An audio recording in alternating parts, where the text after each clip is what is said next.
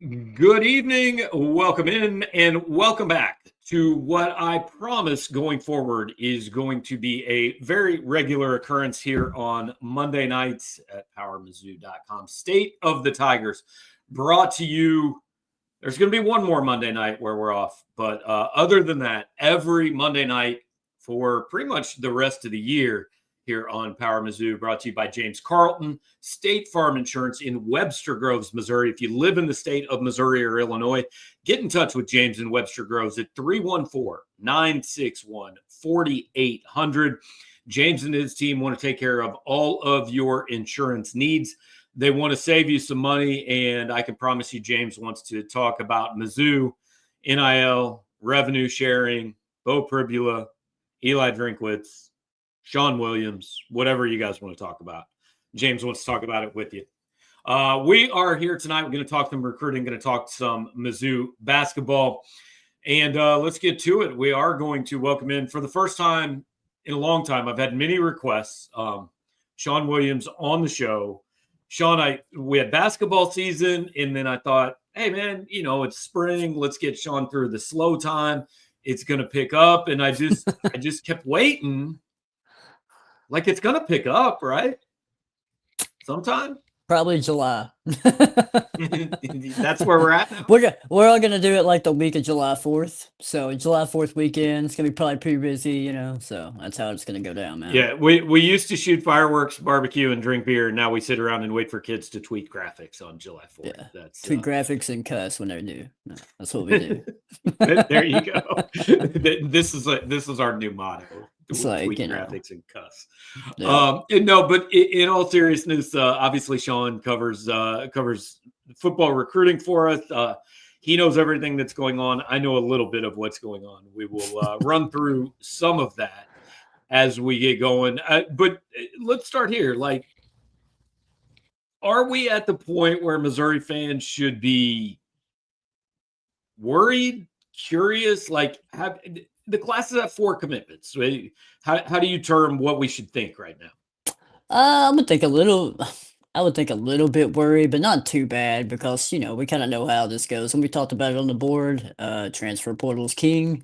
I think, and, it does seem like, and we've talked about this before on text messages, and I think we mentioned it on the board, it seems like Missouri is kind of going towards the route of, and we're not going to get we're going to go after top 247 guys, but we're not exactly going to just, throw a lot of fuel into a top 50 guy or something like that, So I think they they got guys that they like, and I think they're good with kind of waiting to see how things play out. And they always know that the transfer portal is going to be there if they need to fill some positions and spots. So I don't think they're really going to sweat it, but I mean, of course, fans are going to worry, right? They only have 4 commitments, and I was actually doing the math, or I was just looking up at the list, and I think among other Power 4 schools, we have Virginia Tech with 4 commitments right now.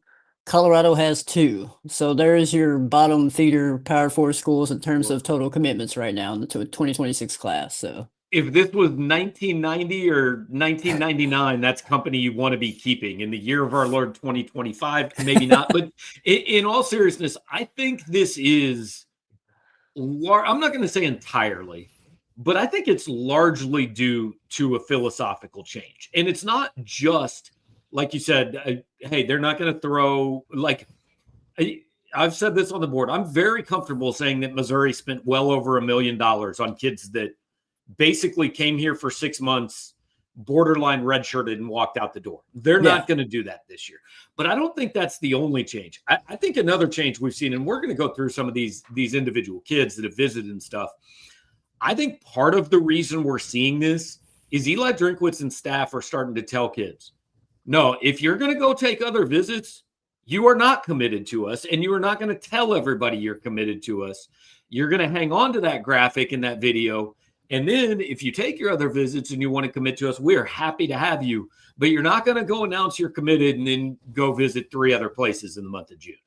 Yeah, I think we've obviously we know of one instance of that, maybe potentially happening. But then, you also had Anthony Kennedy, the 4-star defensive lineman who was committed, and I guess at the time he was going to stay firm, and then all of a sudden, maybe not too long after that, he's like, committed, hard commit, or a soft commit. Right. We're gonna go soft commit on that one. But Yeah. then not too long after that, he's like, "Yeah, I'm gonna take other visits," and he started going to other places, and was visiting Tennessee and LSU and all those places. So then, of course, Al Davis, resigned, and then eventually that kind of was the kind of like to push him out the class. Now, whether he comes back this weekend for an official visit, we'll see. But yeah, I mean that's kind of the case too. And here's the thing too, Gabe. I mean, why not do that? Because kids are gonna wanna take visits now. Kids have, like, the upper hand now anyway, Mhm. because on these official visits, yeah, it's all gonna be great. You're gonna be hanging out with the coaches, you're gonna be hanging out with the players, you're gonna be having a good time, but you're also gonna be negotiating NIL deals too, so, you know, Yeah. so for kids' sakes, like, why come in and just, be committed on your first official visit when you can go to other schools that want you to come in, and then you can do some NIL negotiations and figure out which is the best deal for you. And then, that could weigh into your ultimate decision either. I mean, that's probably going to be heavily why people, commit to schools anyway. So Yeah, and I do think, and I'll admit this is a little bit of spin doctoring, but I think there is some positive in this for Mizzou. I mean, I've been covering Mizzou recruiting for 22 years. You've been probably close to about half that. You've been, what, about 10 years with us? Is that right? God, man, I had to look Just that say up, sure. man. Yeah, Yeah, no, Melissa, just sounds say yes. great. Sounds Yeah. great. So, about a decade. But my point is, like, we both have covered a decent number of classes where Missouri was taking kids in March, in May that, weren't necessarily 4 and 5 star kids. I think what we're seeing now is Missouri is recruiting at a different level. So they're recruiting kids that have a lot more options. And what that means is you're going to wait a little bit longer for some of those kids to make decisions. Now, I think the gamble Missouri's taking here a little bit is some of those kids who in previous years they might have taken in March or in May that, maybe a 3 star kid, maybe even a high 2 star kid, which I don't even know if those exist anymore, but they used to. Everybody's a 5 star somewhere. But some of those kids that they would have taken in the past, now they're kind of gambling and saying, yeah, we like that guy, but we're going to chase this other guy first. And then if we don't get that other guy come mid-July, come August, come September, hey, we think we can still circle back and get that kid. So they're just not taking him as soon. I mean, I remember so many Missouri classes that would be ranked like in the top 20 in mid-April, and Missouri Mm. fans are all fired up. And then I'm looking and I'm going, yeah, because USC has 1 commit and Texas has 3 and Texas A&M has 2. Like, they're going to pass you.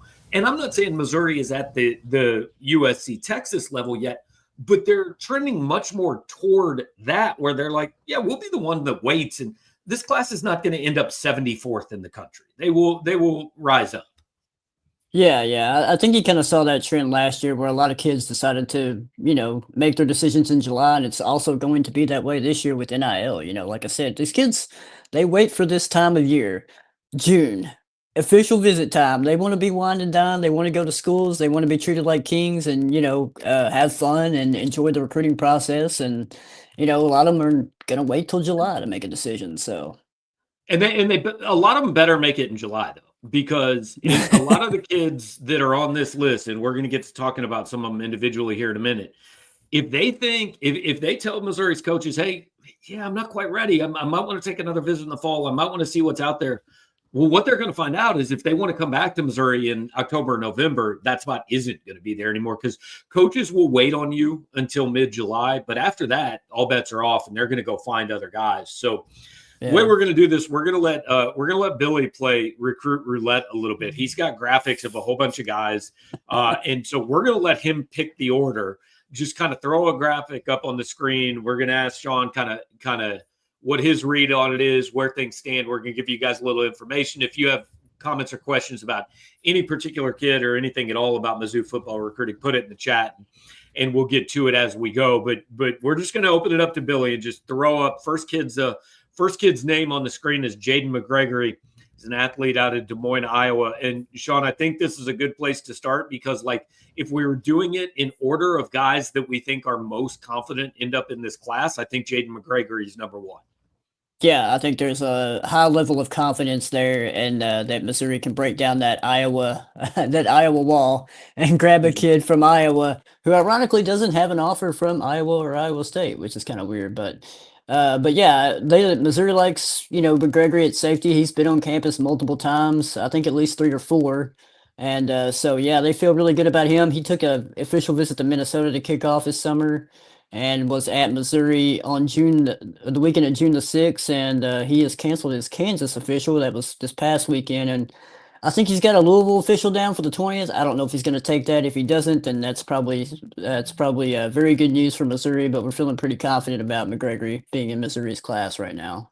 Yeah, I think he may have canceled that one too. I'm not 100% sure on that, but and like peek behind the curtain here, guys. I put a crystal ball in for Jaden McGregory like a week ago, and literally within an hour, he tweeted out basically no crystal balls and telling everybody it was wrong.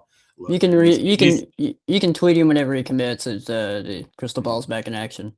You're Yeah, right. I don't make a habit of social media fighting with 17-year-olds, but hey guys, they like the drama of the reveal. We'll just leave it there. We feel pretty good Yeah. about that one. All right, let's roll to the next one. Okay, this one I have no idea. Ryan Estrada, running back from Texas. Sean, he visited Minnesota.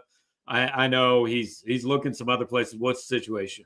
That's why you pay me the big bucks, Gabe. That's why I'm It on the is. program. So, yeah, I would say Estrada's probably Missouri's number one running back target right now. Mhm. It's either him or Maxwell Warner, but Estrada is kind of an intriguing prospect because he took an official to Oklahoma State like in April, and then Missouri was his first summer official.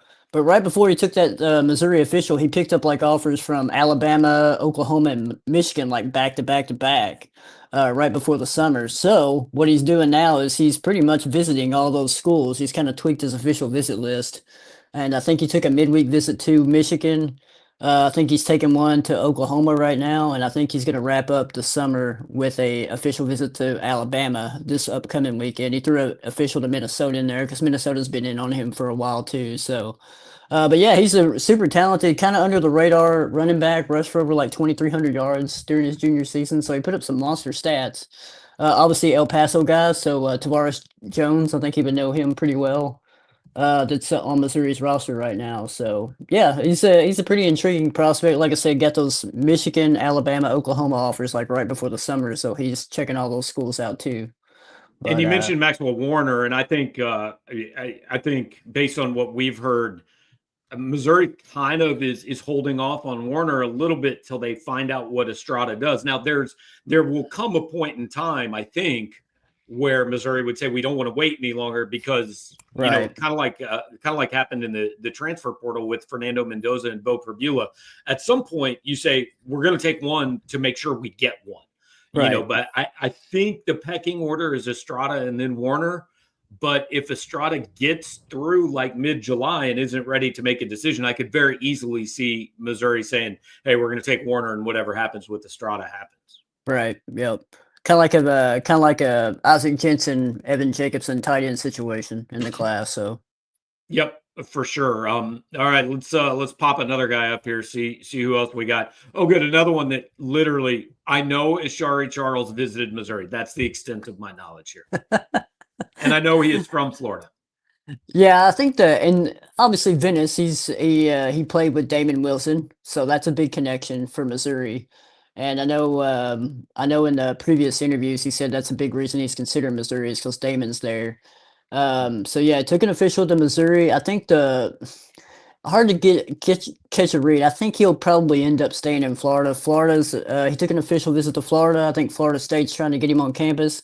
I think he's scheduled an official visit with Florida State like in August, like before the season Mhm. starts. So he might wait a while to make his commitment. I don't know, but he also took officials to Louisville and Kentucky back to back this past weekend, and I think he did like a midweek or whatever. So those are kind of the schools that are in the mix for him. But it'd be a tough pull for Missouri here. I mean, it's cool to get him on campus. He's got the Damon Wilson connection. So, but I think it'd be kind of hard. If Florida or Florida State really wants him, I think it'd be hard to kind of keep him out of the Sunshine State, to be honest. I, I also think it's a position, and I don't know anything about the defensive end room at Florida or Florida State, but I also think it's a position that he might look at and go, Man, they got a lot of guys there, and Right. maybe there's a place that playing time is a little bit more available that's on Yeah. his list. Real quick, Billy, I see the Ninjaneer, which is an elite name, has a question. Did Evan Jacobson bail because Jensen committed, or did they take Jensen because they found out they weren't getting Jacobson? I mean, they really like Isaac Jensen. I don't think that was a panic move by any means. Yeah, I don't think so either. I mean, Jensen's been on campus so many times. I think they really liked him. So I think it was just kind of I think it was kind of 1A, 1B situation. I mean, or, just whoever wanted to commit first. And that ended up being Jensen because, Notre Dame's trying to get Jacobson and everything like that. So they didn't, is kind of a situation we were talking about earlier. You don't want to wait around for certain positions. If you got a guy you really like and he wants to commit, then you take him, and if that means missing out on a top 247 guy according to the rankings, then so be it. If the coaches like, they like Jensen just as much as Jacobson, then hey, why not take him? Yeah, and as far as Jensen goes, I was texting with Alan True a little bit after his commitment and asked him for kind of a player comp, and he came up with Dawson Knox, the Ole Miss tight end, who I believe he's with the Bills now.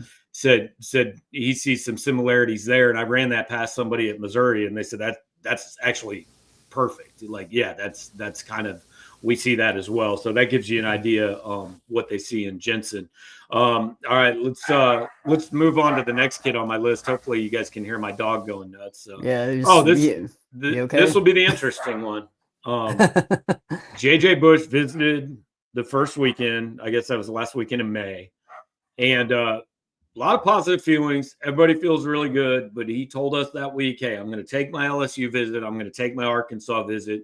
I'm going to announce on July 2nd." And this is where the psychology kind of comes in. All he's done is exactly what he told us he was going to do. But he visited LSU, and now for some reason people seem convinced this is terrible news, and he's going to LSU. So. I mean, every school that they take official visits to always has the momentum. It's like the last school you take a Right. visit to has all the momentum. And if it's like a national power like LSU, then yeah, they're going to get a little bit more attention out of it. So, yeah, this will be interesting to watch. Be interesting to see if he takes the Arkansas visit, which he told us he was. So, I mean, if he's going to play things out, then he's going to do everything like he told us he was going to do. And Missouri had to wait and see what happens, So. But Yeah, and they also had the Braxton Lindsey kid, which I don't know if we're gonna pull him up, but that's another linebacker option. So they have other options too at linebacker. But yeah, I think he's JJ Bush is kind of one that they've really wanted. He's been on campus before as well. So yeah, I think that situation is kind of like Estrada and Warner. They'll wait on JJ Bush for a little bit. I mean, he said he was going to take the other two visits. He's going to take the other two visits and announce July 2nd. Now, if he calls him on July 1st and says, "I'm not going to announce on July 2nd," I wouldn't be at all surprised to see Missouri say, "That's fine, we're going with Braxton Lindsey." yeah. But I think they'll give Bush the 2.5 weeks, and look, I talked to him a couple days after he visited, and I mean, he was talking almost like he was already on campus. Now, hey, you go to Baton Rouge, and that can change things. You go to Yeah. Fayetteville, you eat at the Catfish Hole, maybe that changes things. When he left here, like, I would have put a crystal ball in with a confidence level of like 8.5.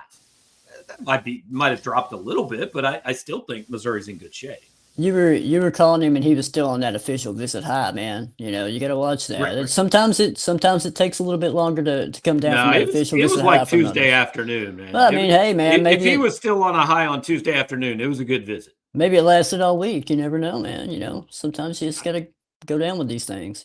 Yeah, I don't know what I don't know what they were fed. I don't know how good it was, but no, it's still relative confidence, I think, on JJ Bush. But again, if you have your choice, he would have said, "No, I'm not taking any other visits." And he didn't say Yeah, that, so Missouri said, "Okay, cool. We'll see what happens on July 2nd." got to do what you got to do. All right. I don't know if we have any. I know we've got a question about Evan Goodwin, and that's yeah next.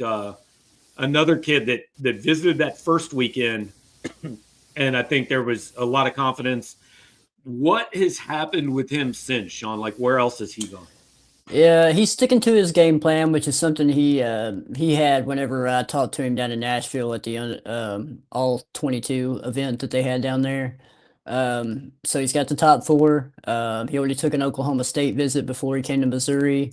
When I talked to him after the Missouri visit, he said he was thinking about committing. He Right. said I'm not gonna lie, I was thinking about committing to Missouri, but he said I'm gonna stick to my game plan. So he's since then he's visited SMU.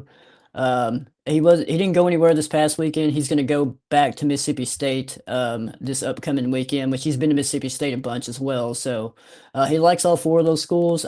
Feel really good about Missouri here just because he's been to Missouri a bunch, before his official visit, but he's also been to Mississippi State a bunch too. So that might be a team to watch out. But I really like, and I think out of all these kids we've talked to so far, I mean, Evan's probably the best interview. He's pretty straightforward with his thoughts and everything like that. Really like kind of the ag business part of Missouri in terms of the education. That's something he wants to kind of dive into whenever he gets to college. So he talked highly of that. So I think Missouri's in a good spot here with him. Tell me, and you may not know this, but I don't care. I'm going to ask you anyway. 6'7", 325, number 13 offensive tackle in the country. Four-star kid across the board. That list of schools to me does not blow me out of the water as competition for Missouri. Yeah, I mean that's competition that Missouri should be able to beat, right? I mean, I guess it kind of surprises me that there aren't some of the higher end SEC schools on that list. Yeah, I mean you had Notre Dame was showing him some interest too, and I think he originally set up an official visit with them and then canceled it. So I don't know what happened there, if they just kind of backed off on him or what. So, but yeah, the final school list is a little bit interesting, a little bit intriguing. But hey, it's also you can look at it that way as a negative. You can also look at it as a positive as Missouri can beat these schools, man. Right. Well, and I do have a little insight here. A friend of a friend situation a couple months ago had told me, "Hey, I just happened to meet somebody in Evan Goodwin's family somewhere, and they said like literally the most important thing to him on where he chooses a school is like he wants to be able to hunt and fish. Like that's a big thing to him is the outdoor stuff." And like when I look at that list of schools, my initial reaction is the top competition is SMU because hey, I know the kind of money they're throwing around and all that. And, they put together a pretty good year. I don't know, but I don't believe the hunting and fishing in metropolitan Dallas is probably top notch. Well, ironically enough, I've been to SMU's campus twice, and yeah, I don't think you have to drive out a little bit to hunt and fish somewhere, Al- Also, you know what? You get me that NIL deal with a car and money for gas, and I go find a place to hunt and fish. So It's maybe true, that yeah. changes some minds. There you go. So, You got um, hookups, man. NIL all over the place. Exactly. All right. One other guy that I know we kind of want to highlight, Tony Forney, defensive back. Recently, I believe what July 4th, right, is when we're expecting to hear something out of him. He took I his believe official so. visit and then immediately did no interviews because he took off on a Caribbean He was cruise or on a something. yeah, he was on a cruise. I don't know where he went, but yeah, he was on a cruise, so he was gone for a week. Yeah, yeah. But like that's another one we feel pretty solid on. Yeah, I think so, and it's kind of a quirky tie too, because he has his teammate came in with him for an official visit with Missouri, Joel Combe, which we feel a little bit less confident about. Yeah, But not great there. they both went to Wisconsin on their official visit together, like this past weekend. So there's two schools that they could possibly go to. And I talked to Joel and Tony, and they said, they've talked about it, but it's not like a have to thing. They don't have to go to the same school. Yeah. With Forney, I think he's going to wrap up his official visits. I think he's taking one to Pitt this weekend. So it's like Pitt, Wisconsin, Missouri. So yeah, feel pretty good about Missouri right now with him. Eli Drink would sell that tropical weather when that's the competition. That's right. Joshua was asking about Nick Hankins Jr. I mean, that's Illinois. I'd be shocked if it's not. Yeah, committing on Thursday. Yeah, he's only took officials to Missouri and Illinois, and yeah, the rest of the schools on his top five list are not going to matter. It's going to probably be Illinois. Yeah, came out of the Illinois visit and pretty much canceled everything else. And Yep. and look, this is actually where I should have started the show. Because like you and I have texted about this a little bit, and I don't know if you saw it shortly before we started this show. Jake Garcia has transferred to Michigan. This is we're going to need a full breakdown of this, Sean. This is quarterback changing, national title shaping news here. Well, that's pretty. It says a lot about Michigan's QB room if they're bringing in Jake Garcia in the middle of summer.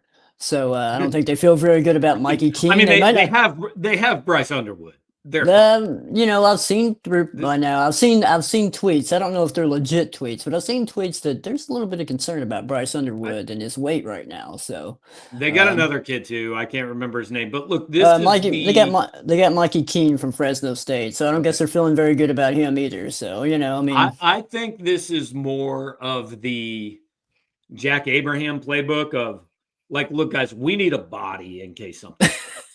Like we need, if the freshman's not ready and the transfer gets hurt, like we need a guy who's capable of going out and not throwing back-to-back interceptions. Now, didn't work out. Maybe that lasted, but that's, Jake Garcia was brought here to compete for the starting quarterback job. Didn't happen. And like, look, I'm not trying to be too over the top of an ass to Jake Garcia, but like this is his fourth college after going to 3 or 4 high schools. it's like the fourth or fifth. I can't remember. It's the fourth college because I Okay. looked it up. It was Miami, Mizzou, East Carolina, Michigan.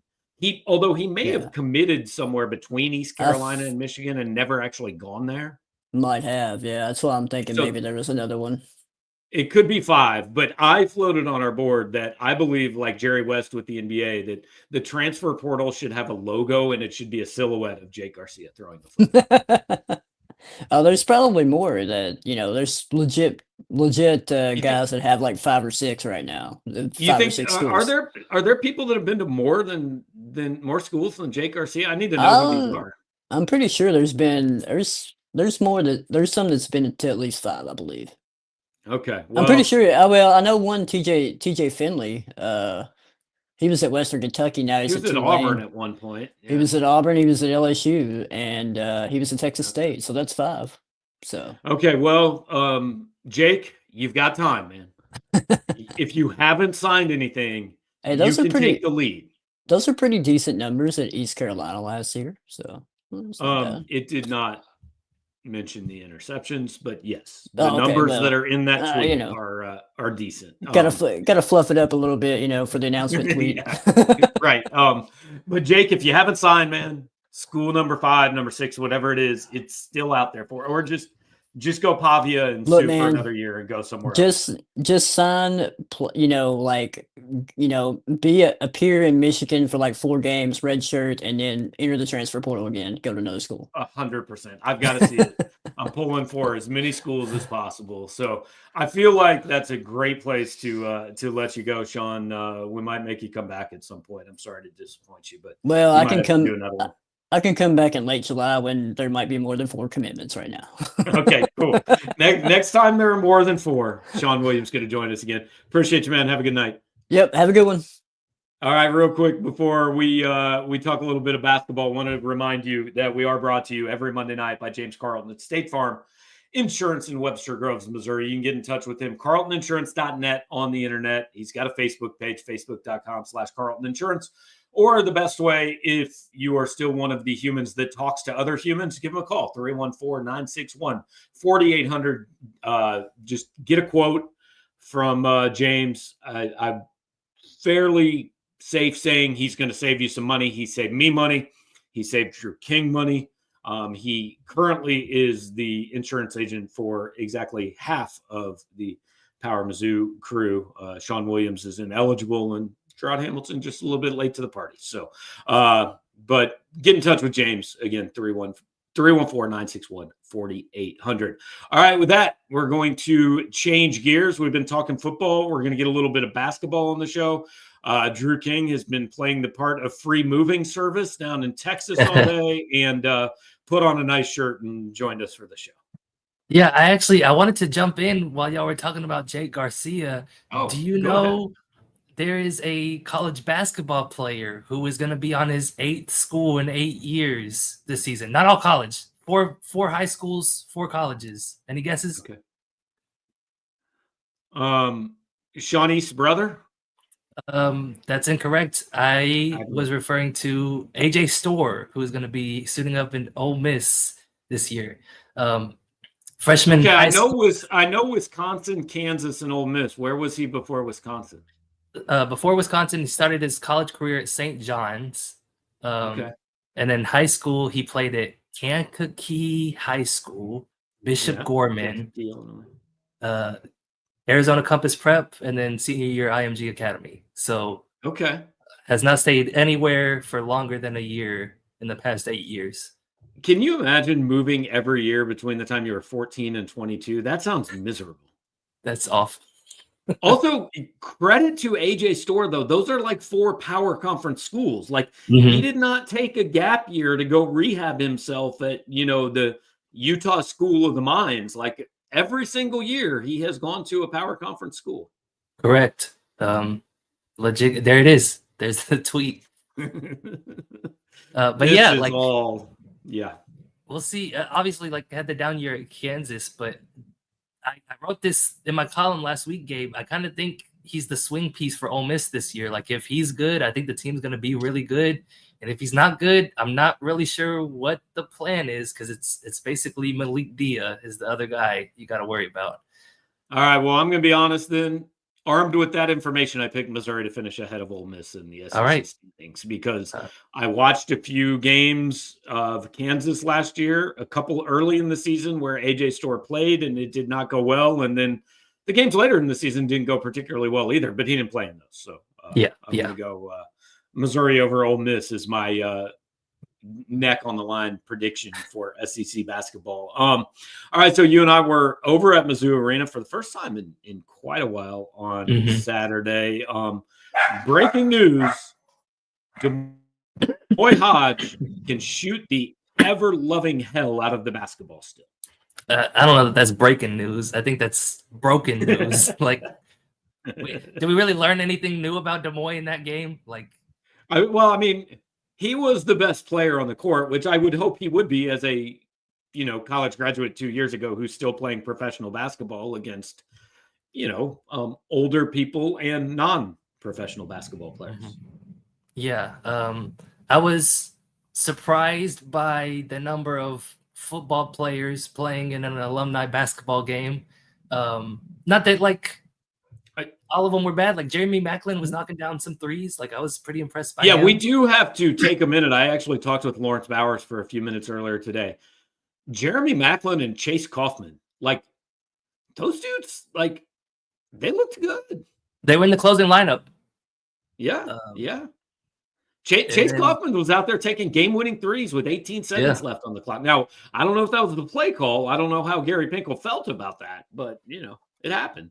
Yeah. So, so some of them had more juice left in the tank than others. We'll just put it that way. Fair. But yeah, it was very much an all-star game.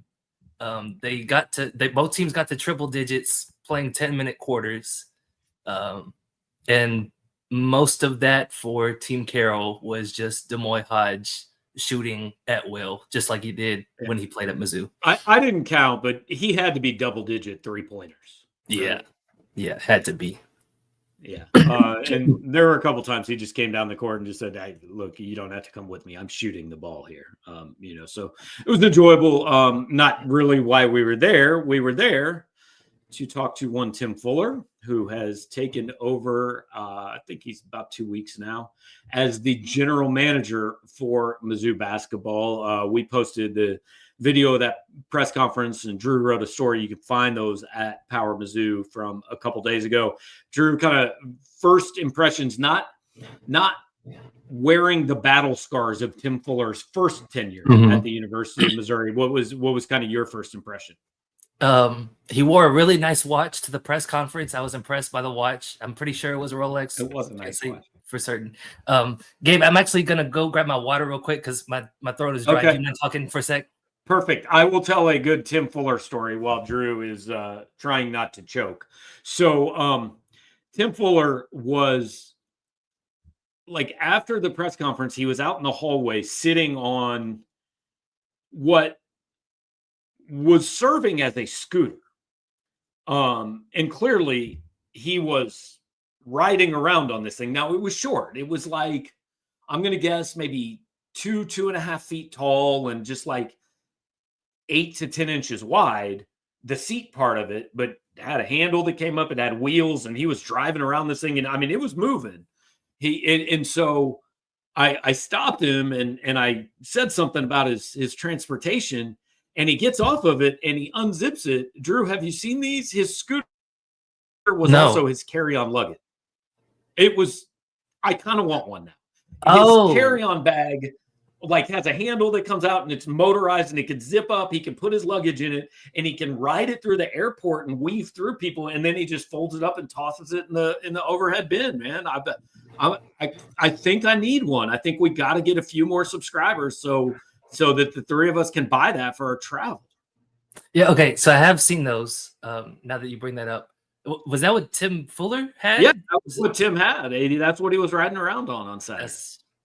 All right. Well, more power to him. He spoke very highly of it. It gets 5 stars in the Yelp review. Yeah, that's pretty funny actually to imagine. So outside of his portable luggage, and his watch, like any impressions of like what he actually had to say or kind of what you think, how this is gonna work. So like big takeaway, I think that he's different from most college GMs in that like he's actually going to play a role in the grand scheme of things, like putting the team together. Because when this job first got announced, right, kind of my perception of what college GMs was it's going to be like a big name alumni who is going to schmooze the donors and just try to get more money thrown into the NIL fund.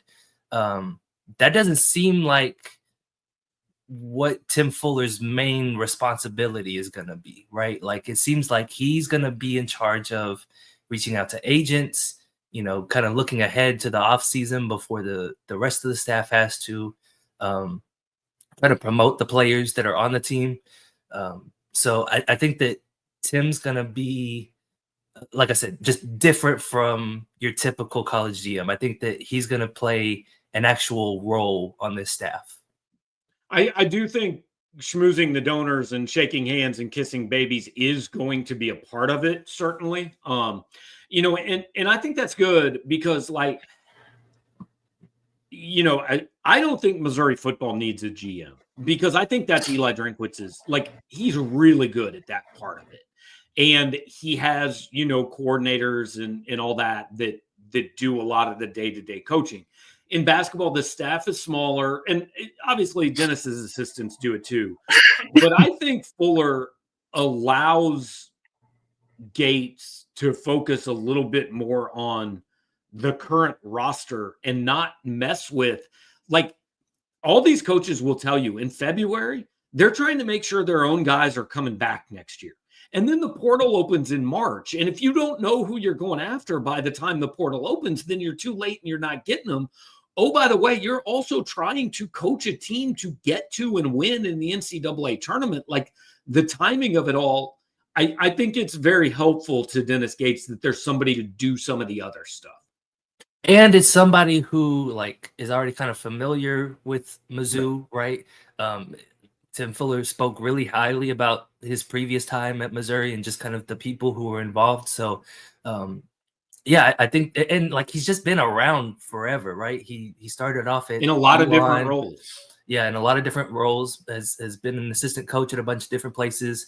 Was an executive at Nike. Was an executive with Overtime Elite. So, yeah, I think that for what Dennis Gates seems like he's looking for out of this job, Tim Fuller seems like a pretty good fit, at least on paper. And the biggest thing, and I liked that they just say it out loud and they just are honest about what it is. Like, I think number one on the list of things Tim Fuller is going to be doing at Missouri is dealing with the agents. Like, that's going to be he making contact, lining up visits, working out deals with the agents. And look, Tim can talk, man. Tim's a good talker. I think that'll be a strength for him. Yeah. And you brought this up on the message board, but Tim Fuller kind of laid out I have a first 100-day plan, right? And I've explained this to Coach Gates. We're going to go to the FIBA basketball tournament. I'm going to talk to agents out there. We're going to go to the NBA Summer League. We're going to talk to agents there. And he told you, like, he's going to spend 60 days out of the first 100 on the road talking to people and trying to establish connections. So he's hitting the ground running for sure, right? Because, like, especially at this point in the season, like, the roster's already put together, right? There's not a whole lot of a need for a GM right now. So I think what he's doing is already trying to set some things in motion for next year, when Mizzou's going to be losing a lot of pieces. And I think that's a big thing to recognize, not just with Fuller, but with revenue sharing and with the budgets and all that. It's all set for this year. Deals are done. Everybody's here. They've already been agreed to and signed. Like, we're not talking nothing in that realm are you going to see on the basketball court in 2025, 2026. We're talking about, a year down the road and what the transfer portal looks like next fall and next spring, and what official visitors they bring in this fall and things like. Now, there may be, who knows, he may be working an international kid or something still for this year, but for the most part, it is largely going to be next year. And I brought this point up on the message board this morning, but for anybody who didn't read it, first of all, shame on you. 50% off the membership. Go buy it. Go check it out. But if you didn't, and look, I don't really expect Drew to have a comment on this, because the last time Tim Fuller was here, Drew, you were, I'm going to guess, in college. He left here in 2015. Yeah, being a freshman in college. Yep. Okay, so Drew was in high school the first time Tim Fuller was at Missouri. But I think an important point, and I asked him about it in the press conference. I said, how have you changed since you were here last time? Because things, and Tim will tell you, like, they did not end well. Like, Missouri, this hire took a minute because, like, there were some questions to answer about Tim's first tenure here.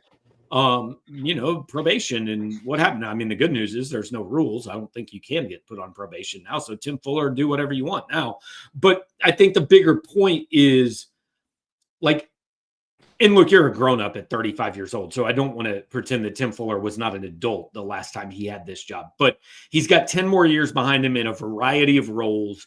And he just seems more kind of buttoned up and focused than he was the last time he was here. And he said, the first time I was here, the only thing that mattered to me was where and when and how am I going to be a head coach. And now, like, he's past that. That's probably not going to happen for Tim at this point, and he knows that. And so now it's, hey, how can I help other guys, and what role can I fill that's going to help this program? And he left the bench. He's on Kim English's bench at Providence the last 2 years, left the bench to come here and take this job. And I think there are jobs that, like, if you know Tim Fuller, if you know the personality, if you know the background, this job description was kind of like created for him, to be quite honest. This fits who I think he is. And so I'm not guaranteeing it'll work. I have no idea. And look, it's not Tim Fuller that'll pay with his job if it doesn't. It's Dennis Gates, right? But I mean, Fuller will go with him in all likelihood. But I find it interesting here. But I also think it was very clear, right, that, I mean, Tim Fuller, he's the general manager, but he is not Dennis Gates' boss. Dennis Gates is the boss here, which I bring up because I saw a report today that Cal football has the general manager now, Ron Rivera. And the head coach, Justin Wilcox, is reporting to the GM. So I find that an interesting dynamic. It's like, maybe he should be your head coach. But that's not the case here. Like, this is Dennis Gates' program. He's running it. And Tim Fuller will do what Dennis Gates wants him to do. Yeah. And I don't know all the specifics about kind of what went down last time he was here. But just as a comparison's sake, like, I feel like it's similar to Will Wade getting hired at NC State, right? Where, like, Will Wade got in trouble because he broke the rules, right? And the rules he broke was he paid the players, and suddenly that's not breaking the rules anymore. And so right. like Will Wade makes it's encouraged. It's literally Tim Fuller's job now to figure out how much to pay them. Right. Like Will Wade in that kind of a system where that's not an issue anymore. Like, yeah, that makes all the sense in the world for him to be a high major coach. Like he was winning 20 games a year at McNeese with a show cause. So yeah, like somebody like Tim Fuller, who, you know, in a way, I guess, was stepping across the line a little bit. Well, the line's not there anymore. And so he is free to go as far as he wants into the bag now. So yeah, I think that, like you said, he with his background and just kind of all the stops he's had, he makes a lot of sense in that role. All right, so we're going to wrap it up with this because there's nothing we want to do more than judge a hire and judge the job someone is doing. I have my answer to this, but I'm curious what you will say. When will it be fair to start drawing some conclusions whether this thing is a good move and working out? Like 2 weeks after next season ends, right? Like that's my answer. Transfer portal next year. Yeah. Because you're gonna know again when the portal opens, you have to know who you're signing. And I don't think Missouri knew that this year. Yeah, I think that's fair to say. And on top of that, like you got to know who you're keeping too. Right. And I think they had a better sense of that, but maybe didn't completely. Well, but like also, I think they didn't necessarily expect to lose that many guys, right? And it's not that they lost anybody who was incredibly consequential, but I think they would have liked to hang on to a Peyton Marshall or Marcus Allen or somebody like that, right? So, again, like next season, we're 2 weeks in. I think you got to know who you're keeping and who you're bringing in. So that's going to be the time to start judging Tim Fuller.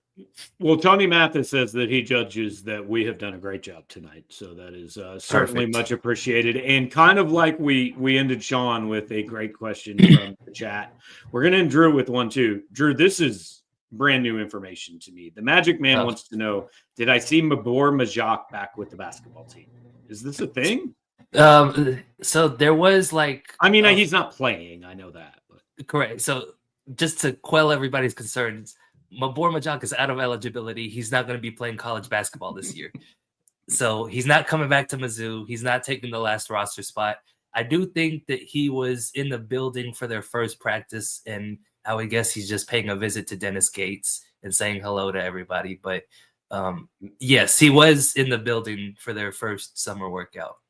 Maybe he was stopping through on his way to Omaha to watch Coastal Carolina baseball play. There you go. I think probably not. But... Well, hopefully he got to watch the Arkansas game today. Did you see that? I saw that there was a no-hitter thrown. Yeah, a no-hitter with 19 strikeouts for Arkansas's pitcher. That's pretty good. That's pretty good. Pretty good. All right. I didn't watch. No, I don't watch college baseball. I heard about it though. All right, guys. Appreciate everybody joining us here tonight. Appreciate Drew and Sean for spending some time. Like I said, we're gonna make this a regular Monday night thing. I got something coming up. Hopefully planned for next Monday night. Kind of working on some details on that. In 2 weeks, I actually have a family thing, so we will not be here on Monday night that week. But after that, going to be every Monday night going forward.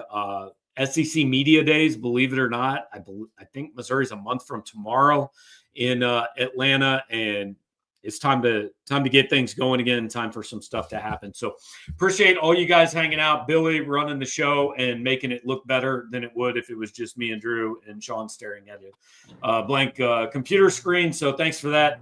While you're here, like, comment, share, subscribe. Tell everybody what we're doing again. 50% off a VIP membership this month only over at Power Mizzou. So if you watch us here and you think, man, those guys are hilarious and awesome and very attractive, and I want to support what they do every day, go sign up, save 50%. We appreciate it. We'll talk to you next time.